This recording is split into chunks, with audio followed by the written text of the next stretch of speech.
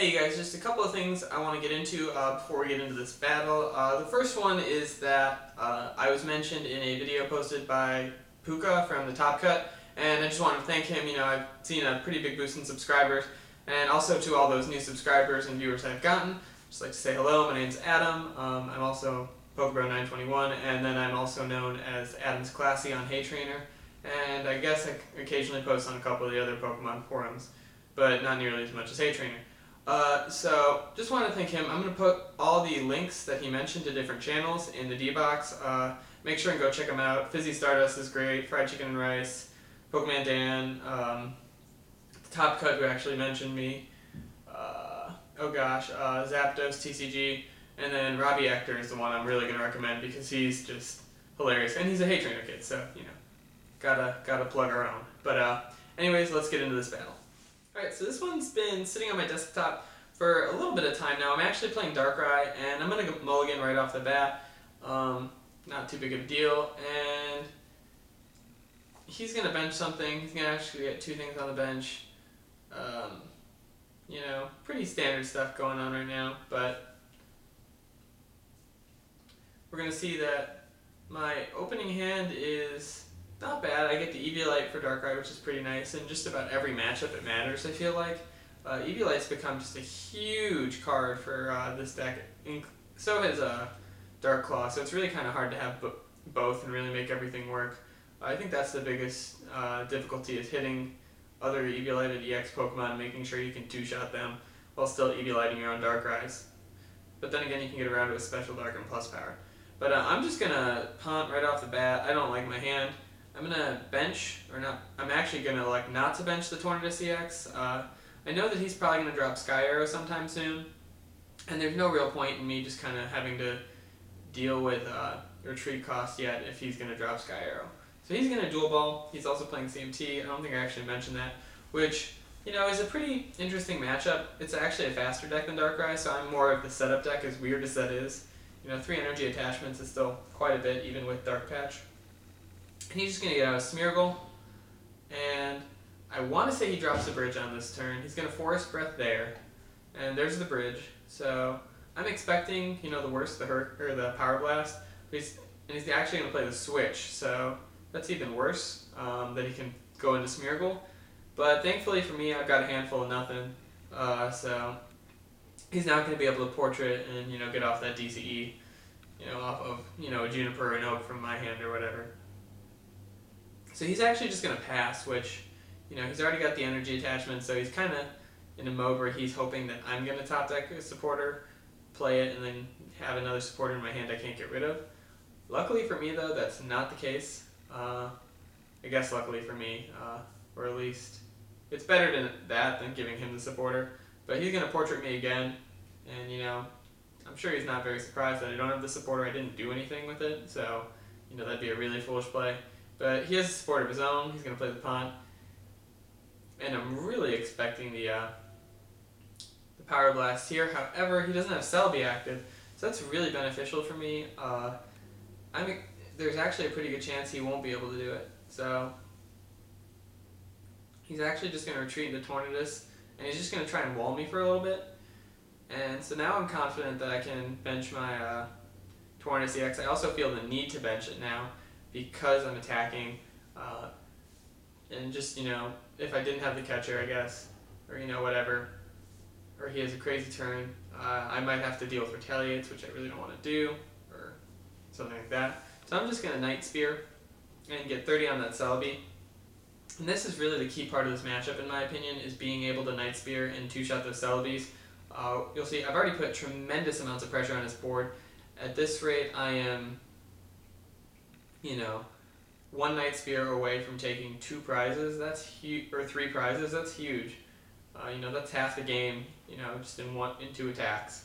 So he's gonna Plus Power Junk Arm away to Shaman, no less, which is a pretty important card in just about any matchup, I feel like, for a Dual Ball, no less. So I'm kind of surprised by that, and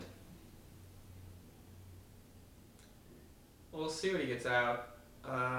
He's going to get out a Celebi, which kind of tips me off that he's just dumping cards out of his hand for you know, a Juniper or something, which happens to be the case. And at this point, not really sure where he's going to go with this. He promotes Tornadus EX and he drops a DCE. And he's just going to Power Blast me for 90 damage after the plus power. So that plus power really helped him. I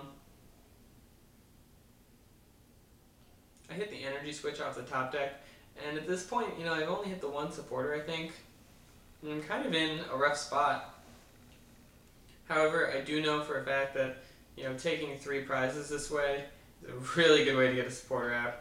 And I hit an Ultra Ball. If you look at my hand right now, it's actually pretty fantastic. Even if he knocks out my Darkrai, I have the stuff to get out another Darkrai instantly with the Ultra Ball, the 2 Dark Patches, you know, and the Dark Energies. So that's kind of what I'm hoping for. But he actually doesn't really have anything on the board to even knock me out. So there's the Terrakion though. So now I'm definitely thinking, oh, I'm just going to get retaliated. But even if he does retaliate me, it's really not that big of a deal. I have a response to Terrakion pretty quickly. I'd need to hit some kind of way to do the extra damage, which is really important. But I wasn't really worrying about that at the time. However, he's just going to end me, which, you know, is probably worse for me than anything else. I also had Tornadus EX, so I could have used to attack, which is definitely a really, really good option against Terrakion. Terrakion's kind of a fatty, so it's really not a big deal. But he ends me into a pretty ugly 3 cards, just a Fighting Energy, a Super Scoop Up, and the Tornadus. So he's going to Portrait me, which, you know, portraiting 3 cards usually doesn't work out too well. But I've got a pretty healthy lead at this point, and I think he actually is going to end up passing this turn. You know, it's really hard to get things going. He does attach to Mewtwo, and there's the pass. So I buy myself another turn, which is really, really important here. I get another Smeargle out, and I bench both, which, you know, I'm just trying to make sure I can get some stuff going. And I'm just going to Night Spear and put 30 on this. What am I going to put 30 on? I think I put 30 on Terrakion, which is a play that I agree with. I'm more worried about Terrakion than anything. At the same time, though, putting on the Mewtwo could have made it easy to 2-shot Mewtwo, even with an Eviolite. So there are really a lot of things that the 30 could have gone on. And the really important thing that comes out of this is that I get the Juniper out of my prizes. I hadn't really played any supporters except for the one, but now I'm in a really good spot to start drawing through my deck and hitting those catchers, those junk arms, everything you're going to need in the late game. So even though I've kind of been dead drawing this whole time, it's really ended up being kind of beneficial in a way now that I'm where I am and, you know, have this big prize lead. So he's just going to promote Mewtwo with a bucket load of energy. You know, there's no other way to put it. And he's got way more than enough for KO. So he's going to do that. I'm probably going to promote Smeargle just because, you know, portraits and whatnot. I decide to catcher out Terrakion, just knowing that I might need to stall, and also that Terrakion is still, you know, a scary Pokemon in this matchup, and a Pokemon that I can KO, who's really got the most value on the board that I can still one-shot with Power Blast. I also hit the Eviolite here, and the DCE, so this is a really, really nice turn for me. I don't even know if I portrait this turn, I just get so excited about my own hand. And I'm also going to Ultra Ball away the random receiver and the Ultra Ball, getting out another Darkrai. I'm comfortable getting a Darkrai out on the field.